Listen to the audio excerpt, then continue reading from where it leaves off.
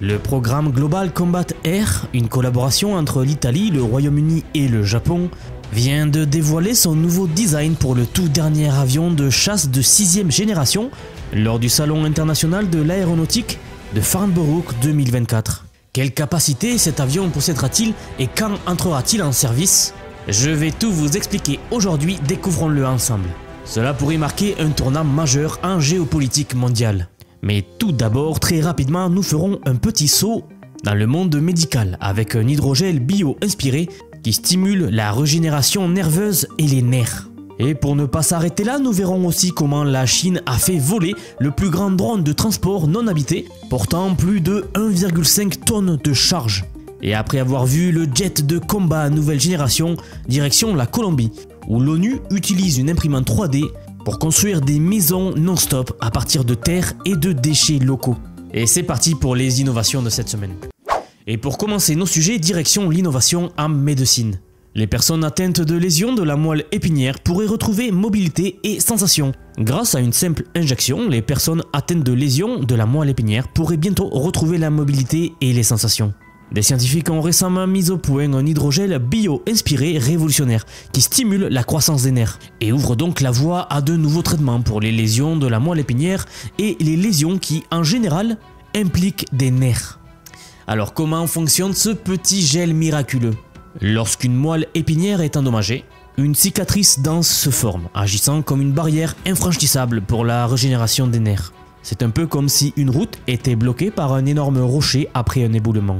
Les signaux nerveux ne peuvent plus passer, ce qui entraîne la perte de fonction et de sensation. C'est ici que notre hydrogel rentre en jeu, composé d'acide, de dopamine et de peptides spécialement conçus pour l'occasion. Il transforme cet environnement-là hostile en un terrain favorable à la régénération nerveuse. En gros, c'est comme s'il remodelait la zone impactée et en réalignant les chemins pour que les signaux nerveux puissent passer à nouveau. Les chercheurs ont découvert que cet hydrogel manipule l'infiltration des cellules dans un motif parallèle. Et ne sautez pas au plafond, je vais vous traduire tout cela. Donc cela veut dire très simplement que ce gel réorganise les fibres de la cicatrice de manière ordonnée, guidant ainsi les axones qui sont les prolongements nerveux essentiels. Les résultats sont prometteurs, car ce gel a rétabli les connexions nerveuses et rétabli la fonctionnalité des axones qui avaient été lésionnés. Et ils ont testé cet hydrogel sur des rats. Ce sont eux qui ont reçu le traitement à hydrogel et ont montré des améliorations significatives de la locomotion, de l'activité sensorielle et même de la fonction de la vessie. Des chiens présentant des lésions similaires ont également montré des améliorations notables de leur fonction motrice après ce traitement-là. Et c'est ce succès assez monumental chez les animaux qui laisse les scientifiques entrevoir une possibilité assez prochaine de tester cet hydrogel chez l'humain. La recherche a été publiée dans la revue Science Advance. Et elle marque donc un pas de géant dans la médecine régénérative.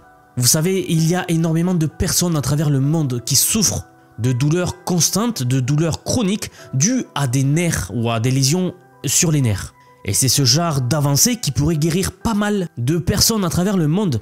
Donc bien sûr, nous espérons que cette découverte-là continuera son chemin maintenant avec les essais cliniques sur les humains. Donc comme d'habitude, on a hâte de voir la suite. Et moi, je vous tiendrai informé de cela. Allez, passons à notre partie suivante. Et avant de voir l'avion militaire de combat de dernière génération, petit arrêt très rapide sur une nouvelle innovation propulsée par la Chine. Le plus grand drone de transport non habité du pays vient d'effectuer son tout premier vol d'essai, transportant plus de 1,5 tonnes de charge. Autant vous dire que c'est un pas monumental dans le futur de la logistique, car à peu près tous les domaines peuvent être impactés par cette innovation-là. Ce géant des airs, connu sous le nom de HH1, est véritablement impressionnant. Avec une envergure de 16 mètres et une hauteur de 4,5 mètres, il est légèrement plus grand que les petits drones traditionnels. Mais ne vous y trompez pas, ce drone n'est pas qu'une question de taille. Il est équipé de technologies de pointe, une capacité avancée de chargement et de déchargement, des niveaux de sécurité élevés et une IA, une intelligence artificielle dernier cri. Développé par la société Xuanteng Dangang, l'un des leaders chinois dans le domaine des véhicules aériens intelligents, ce nouveau drone a décollé pour un vol de 20 minutes dans la province de Sichuan. Et c'est ce vol inaugural qui marque un espoir immense dans le domaine de la logistique et le transport de fret dans le monde entier. Et l'objectif est posé et assez clair, c'est de contribuer très nettement au transport de marchandises, au transport de biens, à travers les airs et à basse altitude, et donc ayant un impact direct sur la croissance économique d'un pays. Le gouvernement chinois investit donc massivement dans ce secteur en plein essor. Le pays avait déjà commencé à effectuer des livraisons commerciales par drone. En mai de cette année par exemple, Phoenix Wings, une filiale du géant de la livraison SF Express, avait commencé à utiliser des drones pour transporter des fruits frais entre les provinces. Mais les ambitions ne s'arrêtent pas là. L'année prochaine, il prévoit de tester un drone cargo encore plus grand, le TP500, capable de transporter lui 2 tonnes, avec une portée 4 fois supérieure à celle du H1. On ne va pas s'y tromper, ces avancées font partie d'une stratégie beaucoup plus large du pays chinois, visant à transformer la logistique et le transport de fret et ainsi transformer l'économie entière du pays. Ils estiment que cette industrie pèsera environ 2000 milliards de yuan d'ici les prochaines années, ils annoncent d'ici 2030. Mais en fait, si vous y réfléchissez bien, l'impact de ces technologies dans le transport et dans la logistique ne se limite pas qu'au transport des marchandises. On pourrait étendre ces drones-là au transport de passagers ou d'animaux, ou à peu près tout ce que vous pouvez imaginer, que ce soit dans le domaine médical, militaire, le domaine du commerce, le domaine de l'automobile, tous les domaines en fait. On parle ici du transport vertical. Et notez bien ce concept car c'est un concept que nous allons entendre parler de plus en plus dans les années qui arrivent. Plus besoin d'attendre 2 heures à l'aéroport pour prendre son vol, vous appelez un taxi drone qui vient chez vous, il vous ramasse en 2 minutes et il vous amène au travail en 2 minutes aussi. Ça peut changer pas mal de choses. Ou alors il vous amène à la métropole la plus proche, en un temps record. Vous voyez, les applications peuvent être assez infinies. Mais ce que je tenais à vous dire, c'est que c'est assez incroyable à quel point le domaine des drones, l'industrie du drone, évolue vite en Chine. Si vous me suivez depuis un petit moment, vous avez vu que récemment beaucoup d'avancées technologiques dans le domaine des drones viennent de la Chine. Et c'est car en fait ils misent beaucoup là-dessus. Tout pourrait être impacté par les drones, tout secteur confondu. Nous avons vu des drones pompiers qui interviennent sur des bâtiments présentant plus de 200 mètres de hauteur assez rapidement, en 2 minutes seulement. Nous avons vu des drones dans le domaine militaire, nous avons vu des drones dans le domaine de la sécurité, pour les policiers donc. Nous voyons maintenant le développement des drones dans le domaine des marchandises, dans le domaine du commerce. Bientôt des drones dans le domaine du transport. Bref, tous les domaines vont être impactés. C'est donc la place de leader mondial que vise la Chine dans le domaine et l'industrie du drone, mais je pense personnellement qu'ils sont déjà leader mondial dans ce domaine-là. Nous suivrons donc les prochaines innovations qui nous viendront de la Chine. Allez, maintenant passons à la partie principale de la vidéo. Mes amis, préparez-vous car ce que je vais vous révéler va vous transporter dans le futur de l'aéronautique. Le tout premier avion de chasse de 6e génération a été enfin dévoilé et c'est une révolution totale dans le domaine de la technologie militaire. Imaginez un appareil qui repousse toutes les limites connues, un véritable bijou d'ingénierie qui semble tout droit sorti d'un film de science-fiction. Ce projet extraordinaire, c'est le Global Combat Air Programme, ou GCAP pour les intimes. Une alliance inédite entre le Royaume-Uni, le Japon et l'Italie. Ces 3 nations ont uni leurs forces pour créer un avion qui va redéfinir la suprématie aérienne pour les décennies à venir. Mais laissez-moi donc vous raconter pourquoi cet avion est si exceptionnel. Lors du salon international de l'aéronautique de Farnborough, le design de ce futur chasseur a été présenté au monde. Et le moins qu'on puisse dire, c'est qu'il a fait sensation. On parle d'un appareil doté d'une envergure élargie pour améliorer l'aérodynamisme, capable de voler plus loin et plus vite, tout en transportant davantage d'armes et de carburant. Un véritable exploit technologique. Et ce n'est pas juste une question de taille ou de puissance. Ce chasseur est équipé des technologies les plus avancées jamais intégrées dans un avion militaire. Imaginez déjà un cockpit où le pilote est assisté par une intelligence artificielle ultra sophistiquée, qui non seulement l'aide dans ses tâches, mais surveille également son état pour intervenir en cas de besoin. Un casque qui projette toutes les informations en réalité augmentée, offrant une vision à 360 degrés sur le champ de bataille. C'est comme si le pilote faisait corps entier avec l'avion. J'avais déjà sorti une vidéo au sujet d'un casque de réalité augmentée qu'utilisaient les pilotes de l'armée de l'air. Et si vous avez vu cette vidéo, c'était assez impressionnant. On parlait d'un casque que s'équipait le pilote et qui lui donnait des informations en temps réel de tout, avec des données, des cibles et plein d'autres choses. Le pilote était dans son cockpit, mais grâce à son casque, il voyait toute la vision, car l'avion est équipé de caméras à l'extérieur. Donc le pilote, au niveau de son casque, il voit tout. Ça doit être une expérience assez folle. Ne faire qu'un avec son propre avion. L'avion devient une extension de nous-mêmes. Ce sont les pilotes du futur.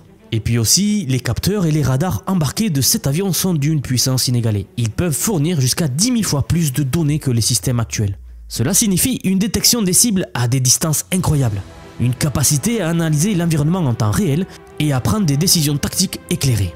Mais attendez, ce n'est pas tout, le moteur de cet avion est une merveille d'ingénierie. Grâce à des turboréacteurs adaptatifs de nouvelle génération, il peut modifier sa configuration en vol pour optimiser sa performance. En d'autres termes, il optimise son efficacité énergétique. Besoin d'une poussée supplémentaire pour une interception rapide? Pas de problème. Besoin d'économiser du carburant pour une mission longue distance? Pas de problème non plus, il s'adapte en un clin d'œil. Et ce qui est vraiment révolutionnaire également dans ce nouvel avion, c'est sa nouvelle capacité à travailler en synergie avec les drones militaires. Vous avez bien entendu, il pourra contrôler une flotte de drones qui l'accompagneront en mission, étendant ainsi sa capacité et sa portée. C'est comme les films de science-fiction. Vous avez votre avion qui est entouré d'une multitude, d'une centaine voire de milliers de drones qui l'accompagnent. Tous ces drones seront contrôlés donc par l'avion central. Ce sera l'unité centrale. Personnellement, si je suis en guerre contre un ennemi et que je vois un avion arriver avec une nuée immense de drones, je ferai pas trop le malin. Et le futur des technologies militaires risque de devenir complètement folle. Et au-delà de la technologie, ce qui rend ce projet si spécial également, c'est la collaboration internationale sans précédent qui le soutient. Le Royaume-Uni, le Japon et l'Italie qui ont mis de côté leurs différends pour travailler main dans la main. Chacun apportant son expertise, ses innovations et tout cela pour créer quelque chose d'unique. C'est une démonstration assez éclatante de ce que la coopération peut accomplir. La mise en service de cet avion est prévue pour 2035, avec les premiers vols d'essai qui arriveront dès 2027. C'est dans 3 ans, mais je pense qu'ils vont quand même accélérer le pas au vu de la situation géopolitique mondiale en ce moment. Les équipes travaillent d'arrache-pied pour relever ce défi colossal, et chaque jour apporte son lot de progrès. C'est une nouvelle façon de concevoir la guerre aérienne, une réponse aux menaces futures dans un monde en constante évolution.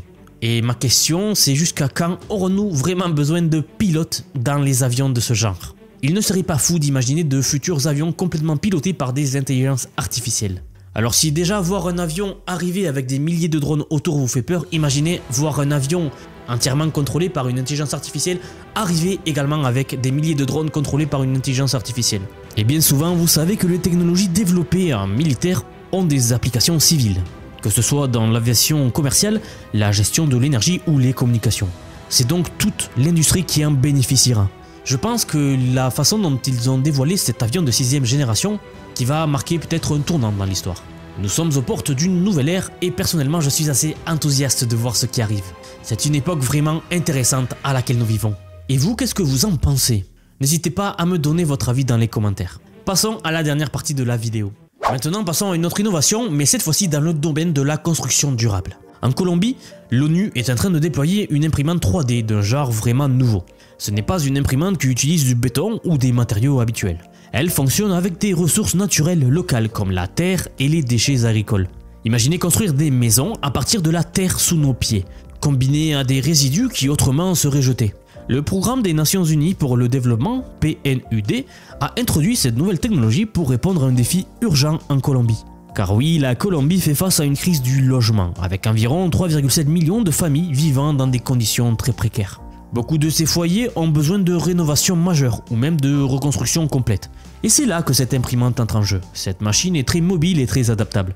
Contrairement aux équipements traditionnels qui ont souvent du mal à accéder aux zones rurales ou même isolées, cette imprimante est conçue pour fonctionner là où rien d'autre ne le peut. Des montagnes aux forêts en passant par les déserts, elle peut imprimer des maisons partout, où l'accès à l'énergie et aux matériaux est limité. Son efficacité énergétique est d'ailleurs l'un de ses plus grands atouts, permettant de l'utiliser dans des endroits où l'électricité est rare. L'équipe derrière cette machine s'est inspirée d'un phénomène naturel, les oiseaux qui construisent leur nid avec des matériaux trouvés dans l'environnement. C'est cette approche qui a conduit au développement d'une machine capable de construire des habitations à partir de ressources locales, tout en minimisant l'impact environnemental. Depuis 2012, les ingénieurs travaillent sur ce projet pour en faire une réalité. Et aujourd'hui, en 2024, cette imprimante 3D arrive en Colombie à un moment crucial. Le gouvernement colombien, dans le cadre de son plan national de développement 2023-2026, s'est engagé à améliorer l'accès à des logements abordables pour les familles à faible revenu. Et c'est donc l'ONU qui rejoint cet effort avec une solution innovante et durable qui pourrait réellement changer la vie de millions de personnes. Cela ouvre donc des possibilités quasi infinies et durables dans le domaine de la construction. C'est donc un premier pas dans un pays comme la Colombie, mais qui pourrait avoir des retombées dans à peu près tous les pays du monde. Si cette technologie fait vraiment ses preuves, je ne doute pas que de nombreux autres pays dans cette situation saisiront rapidement l'ONU pour pouvoir l'utiliser à leur tour. On pourrait littéralement construire des maisons à partir de matériaux que nous avons sous la main. Tout cela dans les zones les plus reculées tout en réduisant l'empreinte écologique de la construction.